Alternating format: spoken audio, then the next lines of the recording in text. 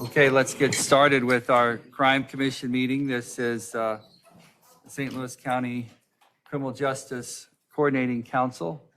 It's November 30th, and we will have a roll call. Alan. Chair Page. Here. Commissioner Webb. Present. Commissioner Bell. Commissioner Gregory. Commissioner Ott. Commissioner Burris. Present. Commissioner Greer. Present. Commissioner McCarter.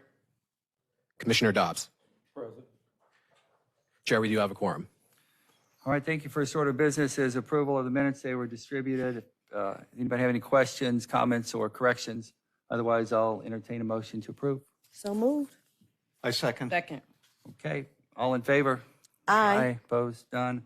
Minutes approved. Our first feature speaker is Jim Wild, the Executive Director of East West Gateway, who's going to talk about the violent crime practice minute announcement. Good morning. Good morning. I was asked to give you all an update on the violent crime practicum that the Violence Reduction Center out of the University of Maryland will be conducting next week here in St. Louis. Back in May, we held a regional crime summit to discuss the violent crime problem in St. Louis. We had panelists from elected officials, law enforcement, intervention and prevention specialists, and then a general conversation. As part of that summit, we brought Thomas Apt into town from the Violence Reduction Center out of the University of Maryland. Thomas is also the author of a book called Bleeding Out, so I'm not sure if any of you have heard about that book or read it, but a very interesting approach on how to deal with violent crime. After that summit, the East West Gateway Board of Directors directed me to apply to the Violence Reduction Center's program where they will come in and help develop a regional crime strategy. This particular process is typically community-based, just a city. So he wrapped up one in Boston recently, in Knoxville. But knowing the St. Louis region, it makes much more sense to do it from a regional perspective than from just a municipal perspective, especially since crime knows no boundaries, really. So we did apply, we were accepted. And over the last 5 or 6 months, we've been working on getting the practicum together. It is the VRC's practicum, it's not East West Gateway's.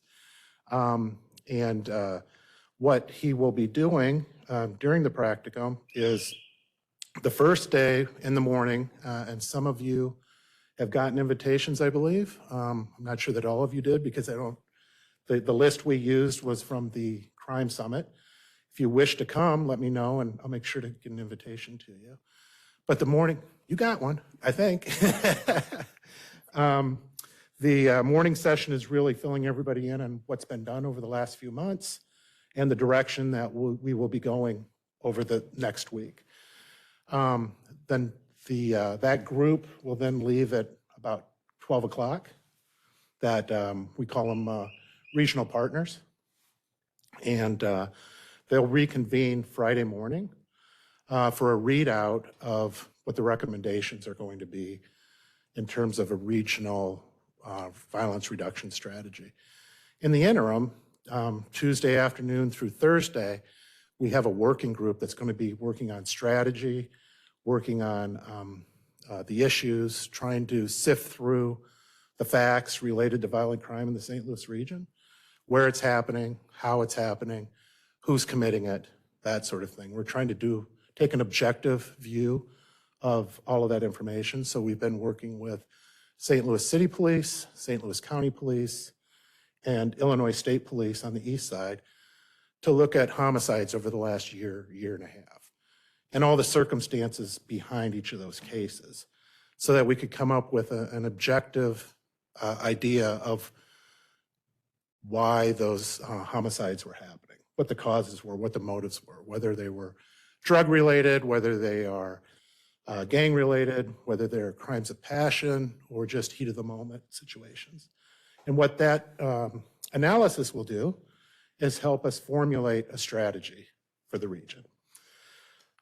Specifically, St. Louis City, St. Louis County, and Metro East, since that's where the highest homicide rates are in the region.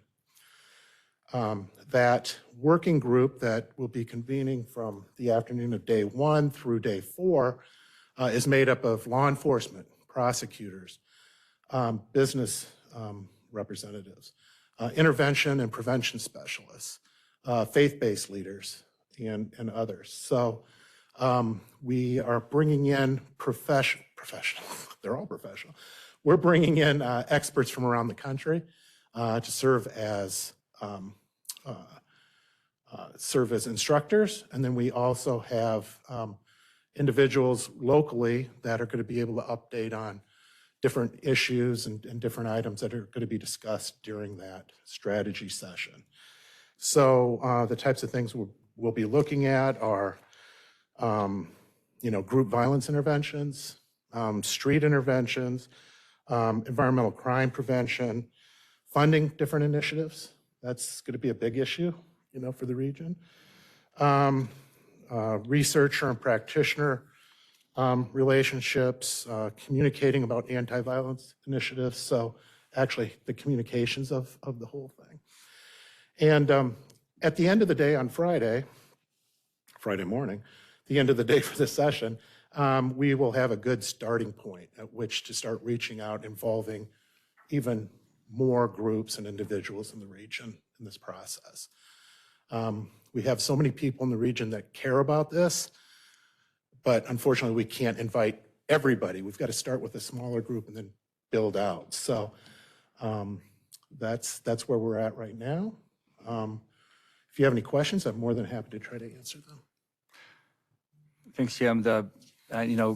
Crime and public safety is a top concern of our community, certainly is in St. Louis County.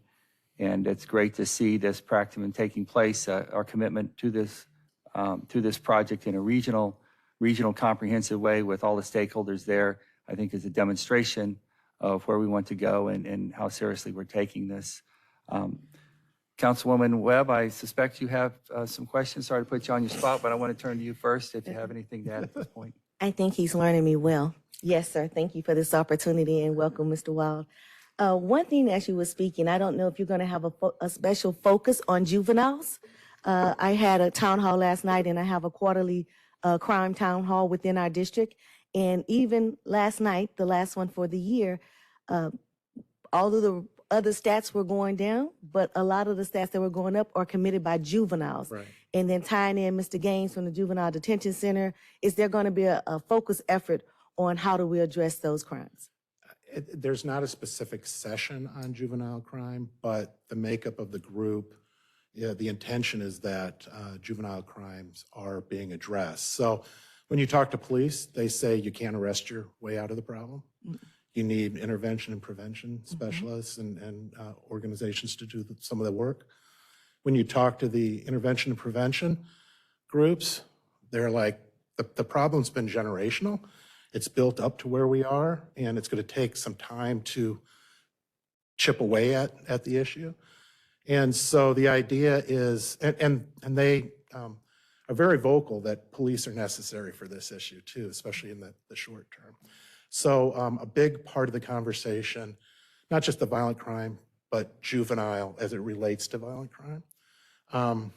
And one of our working group members, I think, has a special affinity towards the juvenile crime issue. So I'm sure they'll be vocal about that. Thank you so much, sir. And just to pull that thread a little more, just a statement, as the captain from Precinct 1 in North County and then the chief of Florissant last night both said that there were two main factors in juvenile crime. One, the state statute that reduced the age of which consider or included up to 17, the age of what's considered a juvenile. And then also understanding that a lot of the crimes are committed by, they're referring to 11, 12, and 13-year-olds. And so this is something that they've not seen so massively in our community before, that their age is so young. And then the fact that now we're inclusive of 17-year-olds as a definition of a juvenile. So just sharing that with you, and hopefully your team will take that in consideration as well. Absolutely. Thank you so much, sir. Thank you, ma'am. Chair. Thank you. Any other?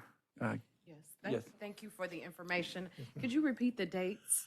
So it's December the 4th through December the 8th, but the sessions that are open to the public, that are available for people to come in, is the morning of December the 4th from 9 to noon. You want to get there a little early so you can get checked in, Okay. have some coffee, Okay. have a little communication. And then Friday, it's the same. It's 9 o'clock until 11 o'clock, though. And it's at the Eric Newman Center on WashU Med School campus. Okay. So it's the same place we had the summit back in May. All right, thank you very much. Yes, ma'am. Okay, thank you, Jim. Thank you. Our next speaker, we'll hear from the St. Louis County Police Department. Chief Gregory is out this week, so Deputy Chief Ludwig will present crime statistics. Good morning, everyone. I have a slight change to the slide deck. I know it didn't get sent. It has some juvenile crime information, so I have hard copies. Would that be okay to give everybody a copy?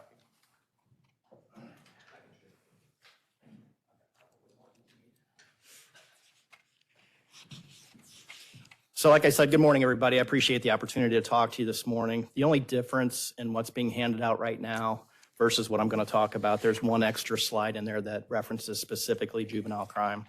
So when I get to that point, did it just for you, Councilwoman?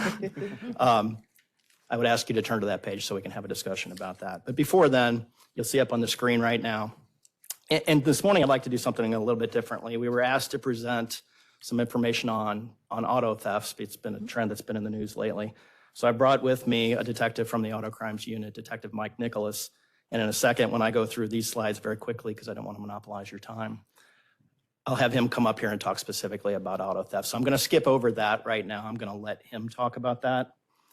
And then after that on the agenda, you'll see Sergeant Katie Steyer is going to get up and talk about major case. So I'm going to go quickly through these. I normally spend, and I know the chief spends quite a bit of time going over some of this. Please stop me if you have any questions about any of these notable events. I'll explain the big numbers as I go, but stop me if I miss something. So on the first screen, you'll see our notable events. And I want to talk about a couple of things on this slide. First, I want to talk about our citizen complaints. You'll see that the numbers for 2023 are down 26.7%. We've had 11 citizen complaints year to date. And to kind of put that into perspective, our officers typically over the course of a year will answer almost 191,000 radio calls for service, and they'll handle about 160,000 self-initiated activities. That's almost 350,000 citizen contacts, and those are just the ones that we log on the radio. They're obviously well more than that. All of those, I say that to say this, 350,000 citizen logged contacts resulted in 11 citizen complaints. And I'm pretty good at math, but I'm not that good, so I went ahead and did the long division, and that's 0.00003% of all citizen contacts. And that's something that I think needs to be pointed out because I'm extremely proud of the way our department interacts with the public, and I think that's reflective of that. So the next number I want to talk about is, conversely, use of force incidents. You'll see use of force incidents for the year are up 31.5%. And there's a couple of reasons for that. Back in 2020 into 2021, the department transitioned into body cams. And prior to that, the way that we logged use of force incidents, if I got involved in a use of force incident, I would call my supervisor, they would log it, it would be one use of force, no matter what happened during that interaction. Body cams changed that for us because now we can watch it. So if I'm taking a suspect into custody and he pulls away from me and I pull him back and he fights with me and then I have to go to a taser, that's actually 2 uses of force. And some of these incidents result in multiple, matter of fact, most of them result in multiple uses of force. So you see those numbers kind of start to trend up for that reason. But I think it's also important to note that 70% of our use of forces are soft, empty hand control. So we document them, we review each one of those. It's simply me putting my hands on a suspect and trying to get handcuffs on him, things of that nature. Kind of another reason why those those numbers have climbed since 2022. We are seeing a trend, a little bit of a disturbing trend of more assaults on our officers as they do their job. So that obviously is going to result in a small spike in the use of forces. And part of that is due to our increased activity in our violent crime initiative, but part of that is just a general trend across the nation. Moving down to vehicle pursuits, you'll see that they're up 74.4%. Obviously, vehicle pursuits are something we take very seriously. We have one of the most restrictive policies in the nation when it comes to that. And one of the reasons that number is up has to do with our investment in our Regional and Intelligence Information Center, some of the cameras and the license plate readers that have been deployed over the past year. We know where the suspects that are involved in our violent crime are in a way that we never did before. So when we know that, we obviously try to take them into custody. That results sometimes in more pursuits. What I would like to point out is in 2022, we had a total of 39 pursuits, and there were 13 accidents associated with those pursuits, 2 of which were fatal. In 2023, we've had 68 total pursuits that resulted in 27 accidents. 0 of those were fatal. So knock on wood when it comes to that. Is there any other questions on this slide? You'll see that the failures to yield down below that are incredibly high. When I talk about our pursuit policy being restrictive, that's reflective of that. That's an attempt by the officers to try to stop a vehicle and they just let it go. Okay. So this is a crime commission meeting. So here are our numbers year to date for 2023 versus 2022.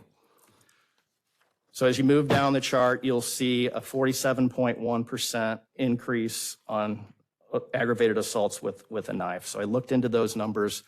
That spike is due to the way that we count our statistics. So what happened this year was we had a couple of incidents where there were multiple victims in one case. So we had one where there were 14 different victims in an assault case with a knife. It was a family disturbance that got out of hand between neighbors, and the numbers aren't that big, so the percentage climbs very rapidly when you have additional cases. Moving down to the assaults with hands, fists, and feet, same type situation. And then finally, at the bottom of the page, you'll see a 600% increase in human trafficking. I believe the chief has talked about this in the past. That's reflective of a big case that we did multi-jurisdictionally earlier in the year that resulted in a lot of arrests. Any questions about crimes against persons that I can answer? Okay, moving on to property. Really not a lot to talk about here. The numbers are small. Even the percentages that have gone up are just a few cases. With the exception of arson, I'd like to briefly touch on that. That number is up 18.9%. That was the result of a serial arsonist that we had working down in the south end of the county that we've since taken into custody. So our detectives did a fantastic job wrapping up that case. And you'll see overall for the year, we're down 11.4% when it comes to property crimes. Any questions on that? All right, so now is the slide for juvenile. So if you're following along in your packet, you'll see juvenile arrests tracking over the last, 3.5 years or so. So you'll see the differences in the past, and some of those notable instances. Again, the numbers aren't very big. The most prominent number changes are going to be your numbers of carjackings and motor vehicle thefts. So that's reflective of the trends that we see. Juveniles commit crimes the same way adults commit crimes. So when we make more arrests for motor vehicle thefts, it just follows that we would make more arrests when it comes to motor vehicle thefts. We've been working with juvenile on that. I'm happy to say that situation seems to have improved with juvenile. So we continue to monitor that. I will let Detective Nicholas speak specifically about motor vehicle thefts and juveniles, but if there's any questions outside of that, I'd be happy to answer. Yes, ma'am. So when you mentioned that it has improved, sir, I'm sorry. Oh, yes, go ahead. Okay, I meant the chair needs to recognize me. I apologize. When you talk about it has improved, will the other speaker be able to give the details of how that improved or what actually made some of the Yeah, I'm not sure what improvements? they're going to talk about, ma'am. What I'm talking about more is the intake process. So Okay. the when we process. when we take somebody down there asking that they be held, that process has improved within the last year. When you Thank say you, the sir. process is approved, what do you mean? So I make an arrest for a juvenile in a stolen vehicle. There was a scorecard previously that had been used to score that offense to determine whether or not that juvenile would be held. And it was pretty strict in terms of whether they would be held or not. There seems to be a lot more cooperation in that decision as to whether or not to hold that juvenile than there was previously. So I would make the arrest. They would tell me to return the juvenile to the parent, and then I'd make the same arrest 24 hours later for the same crime. That seems to have improved. That's what I'm talking about. Okay. So when the person is arrested for a repeat crime, then they're held on subsequent arrest, or? Well, it depends. Or you It's think not less people that simple, repeat? but yes, so that is taken into consideration and given more weight than it was previously. So it's more common that would be true than it was in previous times. And I think overall, the SLAPCA group, the municipal police chiefs would agree with that sentiment. So are the juveniles learning that they won't be released if they are picked up again, picked up again for the same crime? Or Might be too soon to be able to answer that question. I don't know that that's true. Is someone who's brought in for stealing a car, are they more likely to be held than they were in the past? I guess we'll get to that then. We have another presenter coming. Right. Great. Okay. Okay. Thank you. Any other questions? All right. All right, I have one, well, I thought I did. Calls for Another slide. service. I don't know where it went, but, Calls oh, for there it service. is. It's back up. Okay, so finally, last thing that I'll say before Detective Nicholas comes up is I think it's important for everyone to understand the types of calls that our police officers are answering. So this is just a quick hit that tells you what our radio calls are. Those are the directed calls of service. Those are the people that call in and ask for us to come. And then the self-initiated calls, which are what our officers do on their own.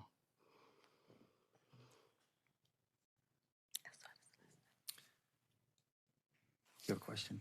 No, sir. Okay. I saw All right. this last night. All right. Okay. Any I other? appreciate your time, and I'll have Detective Nicholas come up now. Okay, great. Thank you. All right, thank you.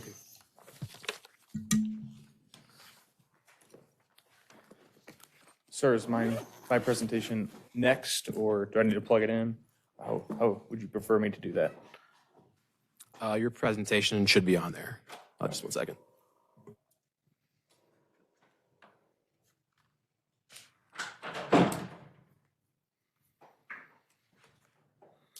Oops, excuse me. You can help me, sir. Oh, there it is. I'm sorry. All I had to do was look down. Okay.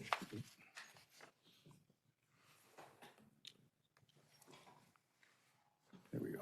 You can either use this or the arrow keys. Yes, sir.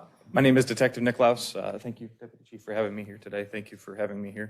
I do auto theft investigations for St. Louis County.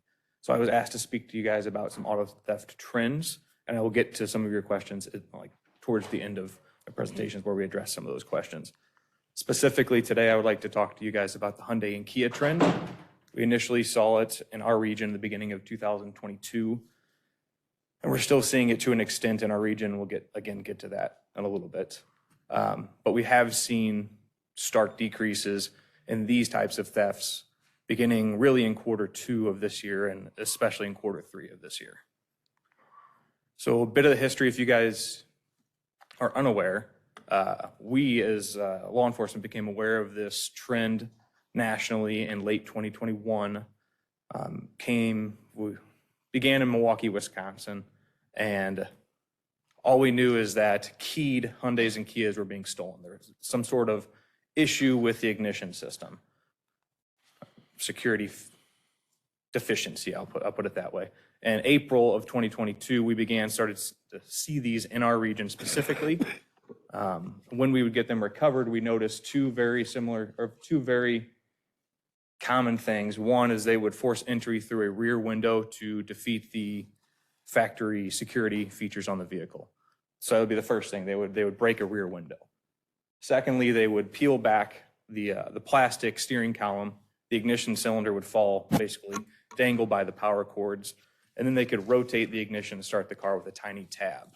a lot of you may be familiar with people using USB drives to start them that just fit that tab perfectly.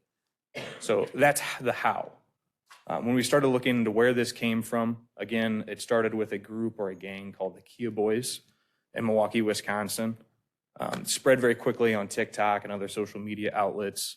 In our region, we saw the numbers for those types of cars rise about 400%, or just under 400%, I should say. And then it's also important to note that most of these vehicles were being used in other crimes, many of them, fortunately, in violent crimes. So what we saw for the last 3 years, year to date, in 2021, you can see the numbers are very minuscule for those types of vehicles. I even would challenge that those are probably almost all stolen with keys. And then 2022, you could see a jump to more than 50% of our stolen vehicles in St. Louis County. And then 2023, it's still over about 50% of the stolen vehicles. However, we are starting to see declines, significant declines lately. So that's why the numbers are quite a bit less, but not where we want to be yet. So what have we done? What has the public done? There's multiple things. I don't want to say the law enforcement's made the biggest dent. First, Hyundai and Kia has started pushing out updates to these types of cars to prevent these types of thefts. And assuming they continue to do that, we're hopeful that that will continue to decrease the amount of these thefts that are able to even happen. Secondly, law enforcement, other stakeholders in the community are handing out steering wheel locks. I know our agency has handed out over 1,000 of them to St. Louis County residents with those types of vehicles. We've educated them on how to use them. We've taught them other prevention strategies for stolen cars. Insurance companies have stopped writing new policies for these types of cars.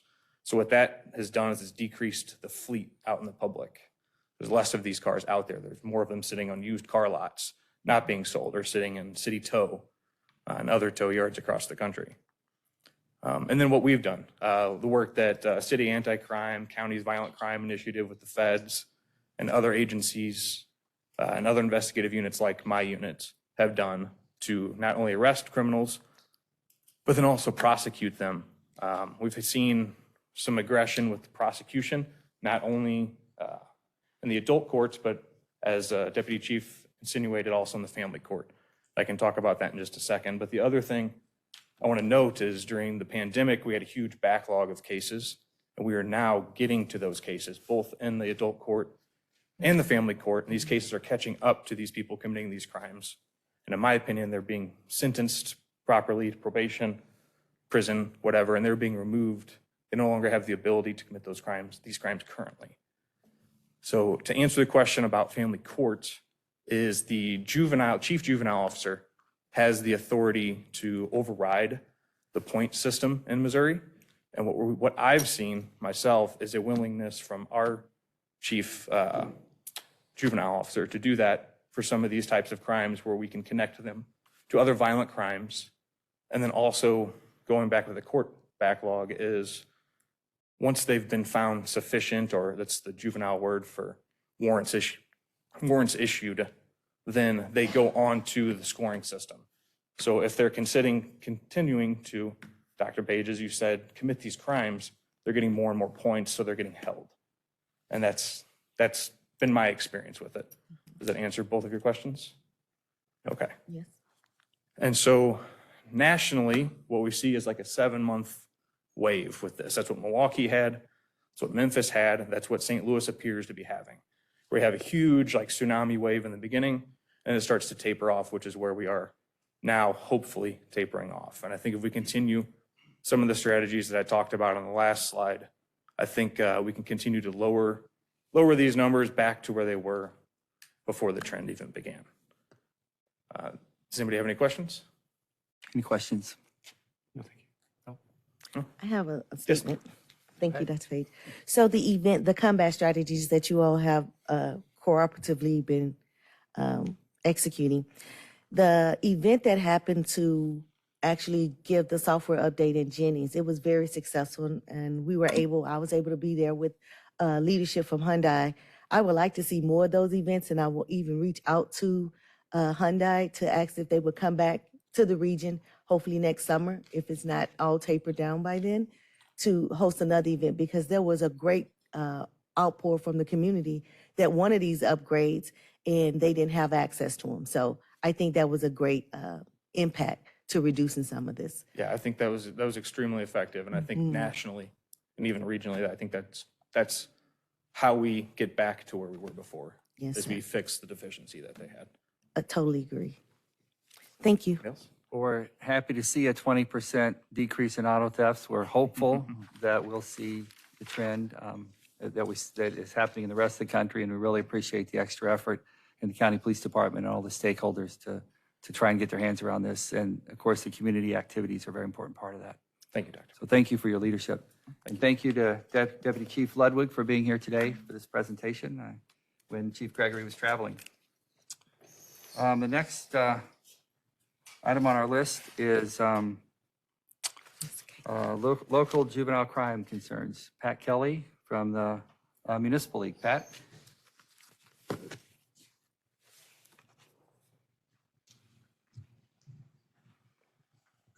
Good morning, Pat Kelly, and it's great to be here. Appreciate the opportunity to discuss some of the things that the Municipal League's been working on for the last couple of years. It's no secret throughout St. Louis County, St. Louis City, and the region, the concern about juvenile crime. Just a little bit over 2 years ago, we started conversations with SLACMA, St. Louis Area Police Chiefs Association, and for those of you who don't know, that includes St. Louis City, St. Louis County, and St. Charles County police chiefs in those areas. They meet monthly. St. Louis County is a big part of that organization. And I'd be remiss if I didn't mention St. Louis County is criticized a lot for our number of municipalities and those kinds of issues. I can tell you that the professionalism and the collaboration and communications between the police chiefs is phenomenal. And I would encourage anyone to go and attend one of their meetings and just see the kind of work that goes on there every month. So let me get back to where we are with the Municipal League. So we started working with the Police Chiefs Association on the issue of primarily the juvenile crime. What we were seeing were instances where juveniles were being taken to the detention center. They weren't being held over. In those instances, in most cases, because they weren't held over, there's no record that they were there. So to answer your question of whether if they come back as a repeat offender, in many cases, there was no record that they had even been brought into the detention center before. And so we started working on trying to figure out why that is or how we could get that to change. St. Charles County, as many of you may be aware, they started a task force process about 2.5 years ago now, where they would get groups of officers and primarily work 1 or 2 nights a week, focusing on primarily stolen cars. They were finding as well, most of these were juveniles, and when they were picking up these juveniles, the process normally had been if a neighboring county arrested a juvenile or potential arrested juvenile, they would take them back to their home jurisdiction to be prosecuted. So they were bringing these individuals that were from St. Louis and St. Louis County, the ones that were apprehended, and they would bring them back to St. Louis City and St. Louis County. And what they were finding was the next week they'd be arresting the same kids. And so they changed their processes. They said that if they had an individual that was in a stolen car, they're automatically going to hold that individual over. Kind of like what was mentioned before in that their detention officer said, we're not going to use Rule 28, which I'll touch on in a minute, in the scoring, they're just going to automatically hold them over. Well, this surprised a lot of the juveniles when they first started being held over. But between the efforts of the task force and I think the changes in their requirements in the juvenile detention center, in that first full year, they lowered their stolen cars by over 40%.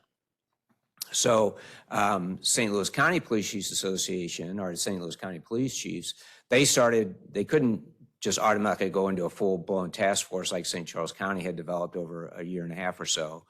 They started doing saturation patrols a little bit over a year ago.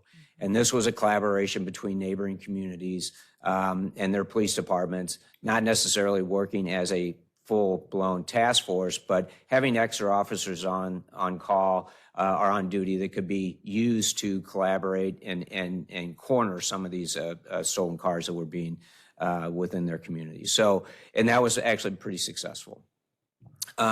We also had a number of meetings with Rick Gaines, the detention officer for St. Louis County. We met with the judges in the family court. We met with Wesley Bell in the prosecutor's office to see how we could turn this system around.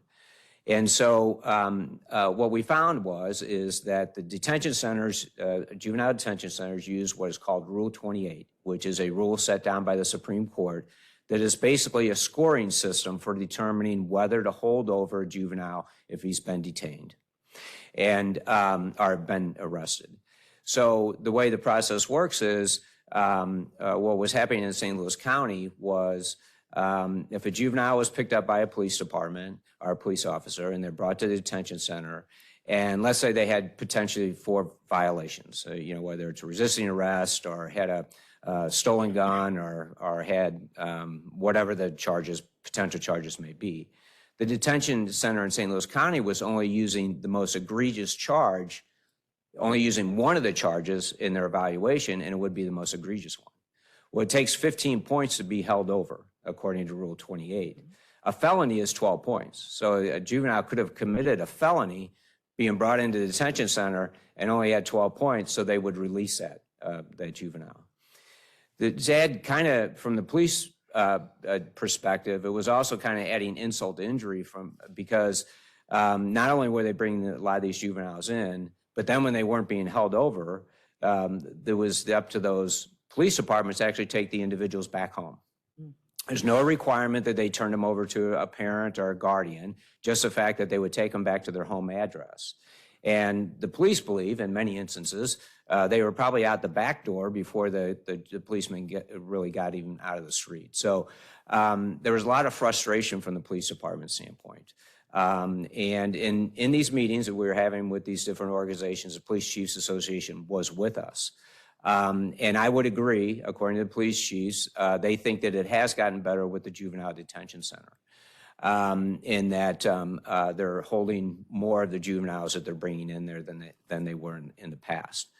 What the league did last year, we also met with, over the course of the last legislative session, we met with representatives from the Supreme Court Administrative Office, or Administrative Secretary, as well as the Director of Public Safety for the state of Missouri.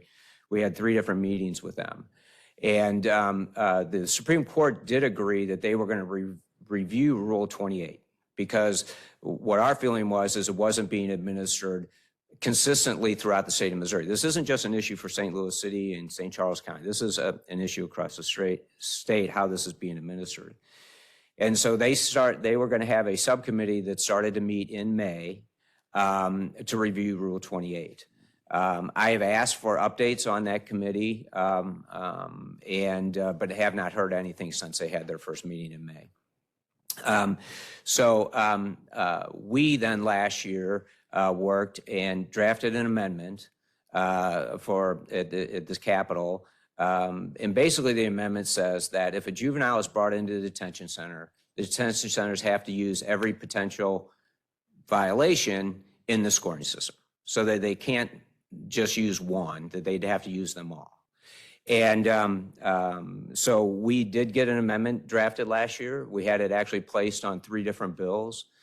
It was on, I believe it was Senate Bill 196, that was the big crime bill last year. I might not have the number right, but it was on that bill.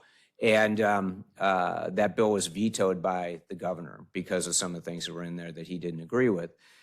So we're working with a sponsor of that bill again this year. He took out some of the things the governor didn't like. He's going to pre-file that bill tomorrow, and our legislation or amendment is in there that would require the detention centers to use all potential violations. To give you an example of some of the frustration that the police had over this period of time, and again, it has gotten better, but there was an incident a year ago, August, in the city of Bridgeton. There was a juvenile walking around their municipal pool during the day. He was outside the fence. He was pointing his finger at people inside the pool saying, I'm going to shoot this place up. And obviously, not obviously, but the employees there called the police. They came. The individual ran. He threw a bag away as he was running. They caught the individual. They found the bag. It had a 9mm pistol in it, fully loaded, and additional ammunition. So they took this individual to the detention center, or the juvenile detention center, and he was released. Wasn't held over. The gun was owned by the parent, so it was a licensed gun. The police had to take the individual back home. They had to give the gun back to the parent. And there was no record that this individual was actually even brought into the detention center. A short while later, he was involved in a shooting with 2 other juveniles. One of the other juveniles was shot by that same gun and by that same individual. And so it's stories like that, and there's many more, and the reason that we feel that they should use everything they can in order to hold these individuals over. And not because we want the key to be thrown away, but one is to make sure that there's a record that they had some other issues. The other thing is if they're not held over, then they're not able to get the services they may need in order to maybe turn a direction and maybe get away from that basically life of crime that they're starting at such a young age. One of the things that the police chiefs also know and is an issue, because there has been little deterrent or for juveniles committing crimes in St. Louis County and the region, that there's older adults or potentially adults that are recruiting these kids to commit these crimes. And that's actually led to a lot, I think, of these juvenile crimes that we're seeing throughout St. Louis County and the region. So with that, I'll stop and try to answer any questions if I can. Anybody have any questions? I have a question. Are you aware of any programs or any kind of events that the detention center hold to educate or at least give awareness to the general public of all these issues that's going on I am not. on a regular basis? Right. No, I am not. And we scheduled our meetings with them. And at that time, we weren't told that they had other public meetings to talk about these kinds of things. Yeah, I was just curious as to if there was more awareness or more education to just the general public of even some of the juveniles that's committing a lot of these crimes, and that maybe more education and awareness that at least get them more involved into what their children are doing. So, I think all of that can help. I really do. Yeah. Education is a big part of it. Good. Thanks, Pat. Thank you. And thank you to the Municipal Area Police Chiefs Association. I know they work very closely with St. Louis County Police Department, and this effort over the past year is an example of that. We really appreciate the partnership. Yep. Thank you. The next item on the agenda is regional approach to solving homicides. Sergeant Katie Steyer. Good morning. Thank you for having me. I'm Detective Sergeant Katie Steyer with the St. Louis County Police Department. I'm in the Crimes Against Persons, and I oversee our domestic violence unit. I am also the coordinator for the St. Louis County Police Department for Major Case and a deputy chief or deputy report officer for the squad. I'll give you a brief overview of how we developed the Major Case Squad and then go into what St. Louis County does.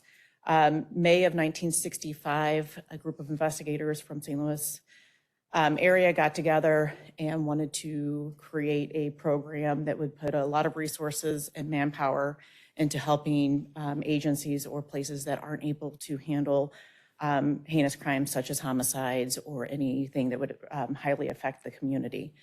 Kansas City had already developed this program, and they were able to go out to Kansas City and talk with the members out there, and were able to create the Major Case Squad of the greater St. Louis area here in May of 1965. We're governed by a board of directors. There's a commander and then deputy commanders and so forth. There is 7 counties on the Missouri side and 8 counties on the Illinois side. The counties over here are St. Louis City, St. Louis County, Franklin, Jefferson, Warren, and St. Charles. We have over 500 investigators that are on the squad as well. There's 120 participating agencies throughout the area. St. Louis County is a little unique. We use officers from our Division of Patrol to interview and become investigators on the squad. We have about 27 investigators on the squad. And whenever there's an activation, which means a host agency would have typically what we normally have been for the last several years is homicides, where they cannot have the manpower or don't have the manpower to throw at a homicide investigation, which typically needs lots of manpower within the first 24, 48 hours to solve the crime. Our typical activation is 5 days.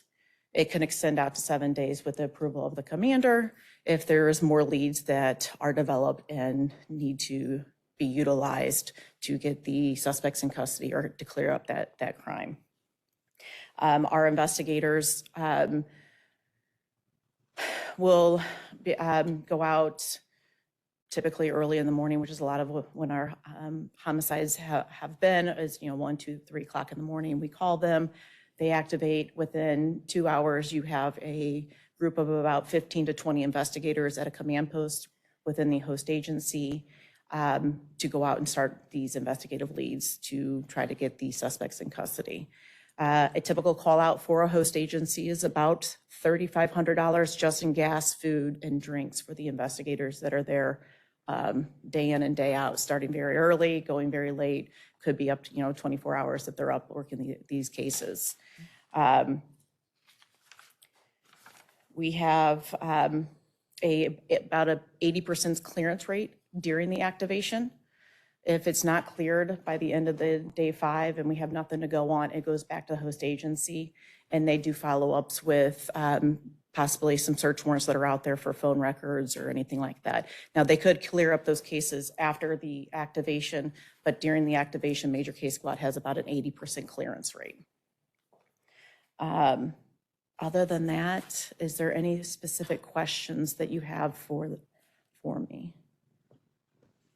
Anyone have any? Yes, Nicole. Question. Yes, ma'am. So can you talk a little bit about who or what determines if Major Case is activated? Like, who makes that decision and how that decision is made? So if there's a homicide in one of the municipalities here in St. Louis County, whether it be one of the agencies that are involved with Major Case, their sheriff or their chief or whoever's the acting person will call the commander. Our commander is Major Randy Bowden with the Florissant Police Department. They'll call him, give him the situation that's going on, and he'll say, yes, we'll go ahead and activate, or no, that's not something that we would, the criteria that would meet it. Okay, thank you. You're welcome. Thanks. I was going to ask a question. Okay. Go ahead, Dr. Doug, and then we'll go back. Quickly, you talked about the 80% clearance. Do you have any statistics afterwards? I do not. I know that we have, from the very beginning of the start, we have about 700 cases that the Major Case Squad has investigated, but I don't have the actual numbers of how many after the deactivation that are cleared. Thank you. And my question is there, for your resources for that major, is it coming from a collaboration from each one of the participants? Like, so if counties participate in a Major Case Squad, Florissant, so on and so forth, do they all give you all resources to? So our resources are the investigators. So St.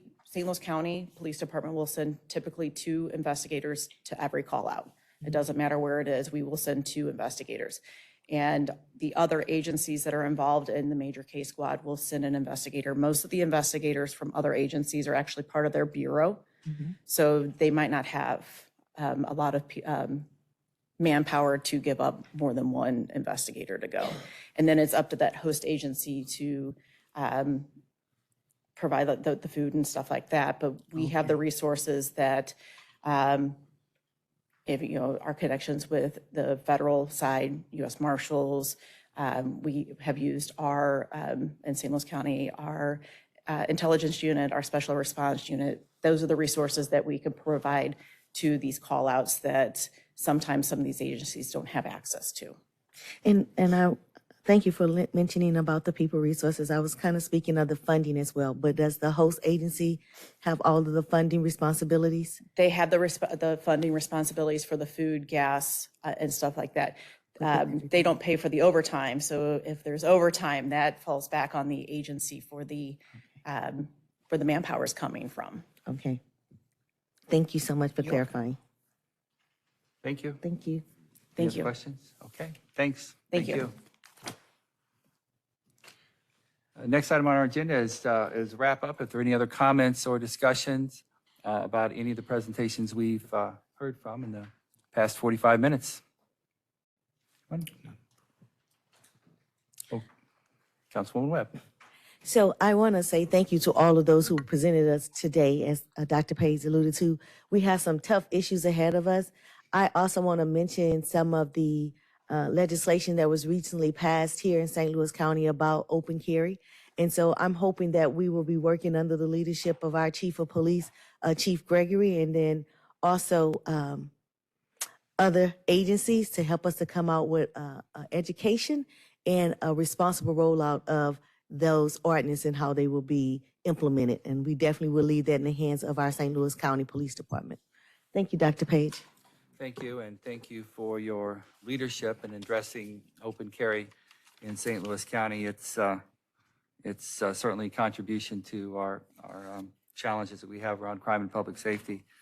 Remind everyone again about the practicum on partnership based on violence reduction. That will be the week of December 4th here in St. Louis, a regional effort for everyone involved in crime and public safety from all sides.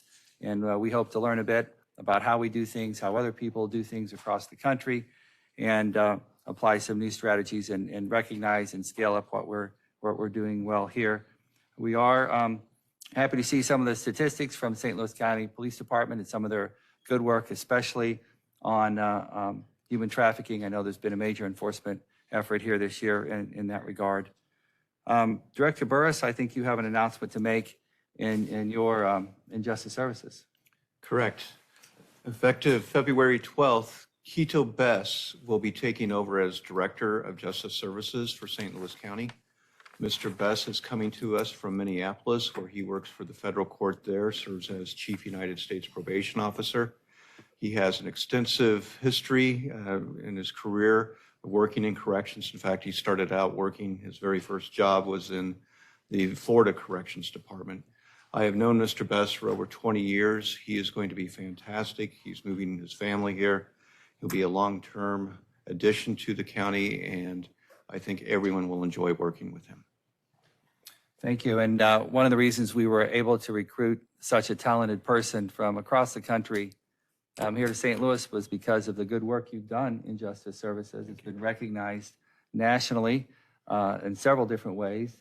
We have several national partnerships around workforce development, pretrial diversion, and job training, mental health and substance abuse programs that we don't see in other parts of the country. We certainly don't see them in other parts of the country at the level and effectiveness that they are here in St. Louis County.